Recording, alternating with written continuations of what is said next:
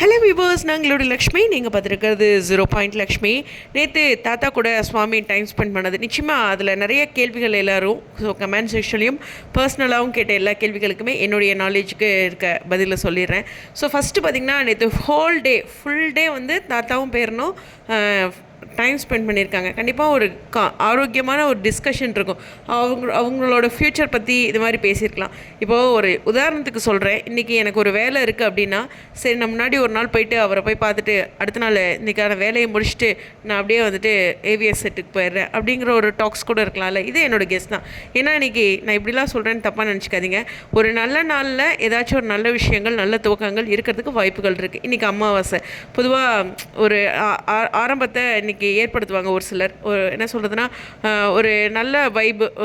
கண்டிப்பாக வந்து நான் இவ்வளோ தூரம் ஒரு டேட்டுக்கெலாம் இம்பார்ட்டன்ட் கொடுக்குறேன் அப்படின்லாம் யாரும் என்னை தப்பாக நினச்சிக்காதீங்க. பொதுவாக முகூர்த்த நாள், ஒரு நல்ல நாள் அப்படிங்கும்போது ஒரு நல்ல டாக்ஸையும் யாராக இருந்தாலும் ஏற்படுத்துவாங்க. ஸோ நேற்று, அதாவது சண்டே வந்து பேரண்ட்ஸ் கூட மீட் பண்ணியிருக்காரு. ஸோ அதாவது பேரண்ட்ஸ் கூட கோவிலில் இந்த மாதிரி அழகாக டைம் ஸ்பெண்ட் பண்ணியிருக்காரு. ஒரு ஃபியூ டேஸாக பெங்களூரில் தான் இருந்திருக்காரு. ஸோ நேற்று மார்னிங் எனக்கு தெரிஞ்சு வந்திருக்கலாம் சென்னை. ஸோ அதுக்கப்புறம் தாத்தா கூட டைம் ஸ்பெண்ட் பண்ணியிருக்காரு. ஃபுல் டேவும் ஸ்பெண்ட் பண்ணியிருக்காரு. அவரோட ஒரு காஸ்ட்யூம் பார்க்கும்போது ஜென்ரலாக சொல்கிறேன், இந்த காஸ்ட்யூம் வந்து நார்மலாக நம்ம ஒரு வியர் பண்ணுற ஒரு காஸ்ட்யூம் தான். அதாவது இதில் இருக்க காஸ்ட்யூம், ஓகேவா? நான் வந்து அப்டேட்டுக்கு வேறு போஸ்ட் போட்டிருந்தேன். ஒரே போஸ்ட்டை திருப்பி போடக்கூடாது, யூடியூப் ரூல்ஸு. ஸோ அதனால் ஓகே. இப்போ பார்க்குறீங்களா, இந்த காஸ்ட்யூம் வந்து பார்த்திங்கன்னா அவர் கிளியராகவே தெரியுறது என்னென்னா, ஒரு கேஷுவலாக ஒருத்தரை மீட் பண்ணுறதுன்ட்டு. அந்த காஸ்ட்யூம்லேயே வந்து ஒரு லுக் டெஸ்ட்டுக்கு போயிருக்காரு. ப்ராஜெக்ட் பற்றி கூட பேச போயிருக்கலாம். பட் லுக் டெஸ்ட்டு அந்த மாதிரியான விஷயங்கள் வந்து இந்த காஸ்ட்யூமில் மோஸ்ட்லி இருக்காது, ஓகேவா? அதுக்கான காஸ்ட்யூமில் அது மாதிரி தான் இருப்பாங்க. ஸோ அது ஒரு இது கேஷுவலாக ஃபுல் டே மீட் பண்ணியிருக்காங்க அப்படிங்கிறனால இதில் நெக்ஸ்ட் ஸ்டெப் நேற்று நடந்ததாக நான் எடுத்துக்க முடியாது. பட் ஆனால் இன்றைக்கி நடக்கிறதுக்கு சான்சஸ் இருக்குது. இன்றைக்கி இங்கே ஏதோ சில விஷயங்கள் முடிச்சுட்டு அவர் ஏவிஎஸ்க்கு போகலாம், இல்லை நேற்றே கிளம்பியிருக்கலாம். இது ரெண்டில் ஏதாச்சும் ஒன்று. பட் இருந்தாலும் நான் ஒரே ஒன்று சொல்கிறது என்னென்னா, பிரவீன் சார் ஒரே ஒரு விஷயம் சொல்லியிருக்காரு, டே பை டே ஒரு அப்டேட்டாக கிடைக்கும் அப்படின்னு. ஒரே நாளில் நம்ம எல்லாத்தையும் எதிர்பார்க்க முடியாதுன்னு. நான் கடைசியாக சுவாமி பற்றி விசாரித்ததில் கைவசம் எந்த ஒரு டாக்ஸுமே இல்லை அப்படிங்கிறது தான். ஸோ வெயிட் பண்ணணும் அப்படிங்கிற ஒரு விஷயம் தான் கடைசியாக அவரை பற்றி நான் தெரிஞ்சுக்கிட்டது.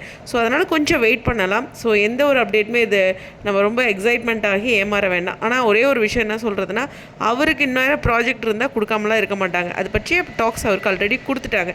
ஸோ ஒரு ஸ்டோரி அவர் கேட்டிருக்காரு. அது ஒரு முக்கியமான விஷயம். அதுக்கான நகர்வுகள் எப்படி நடக்குது அப்படிங்கிறது கொஞ்சம் வெயிட் பண்ணணும் அப்படிங்கிற ஒரு நகர்வுகள் தான்.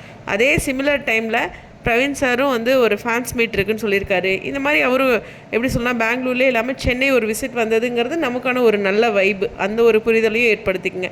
ஸோ அதுதான். ஸோ அதனால் இன்றைக்கி ஏதாச்சும் டிஸ்கஷன் இருந்தால் தான். நேற்று எந்த டிஸ்கஷனும் இல்லை. ஃபுல் டே வந்து தாத்தா கூட ஸ்பெண்ட் பண்ணியிருக்காரு. அவரே கிளியராக சொல்லிட்டார், இல்லை நம்ம ரொம்ப ஆராய வேண்டியதில்லை. பட் இன்றைக்கி ஏதாச்சும் ஒரு நல்ல டிஸ்கஷன் இருக்கிறதுக்கு சான்சஸ் இருக்குது.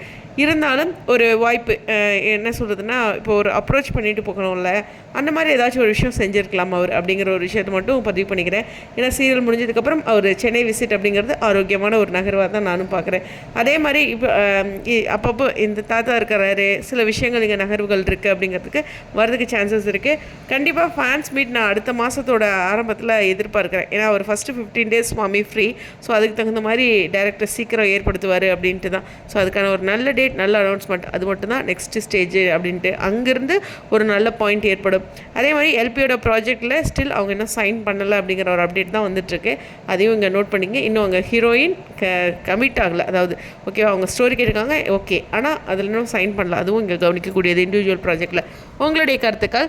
ஸோ நேற்று ஃபுல் டே தாத்தா கூட ஸ்பெண்ட் பண்ணியிருக்காங்க. அவங்களோட டிஸ்கஷனில் ஆரோக்கியமான விஷயங்கள், நெக்ஸ்ட் ப்ராஜெக்ட், அவரோட எக்ஸ்பீரியன்ஸ், எல்லா விஷயங்களும் இருக்கா. ஸோ அது முக்கியமான விஷயம். புரியுதா? ஸ்டேடியம்.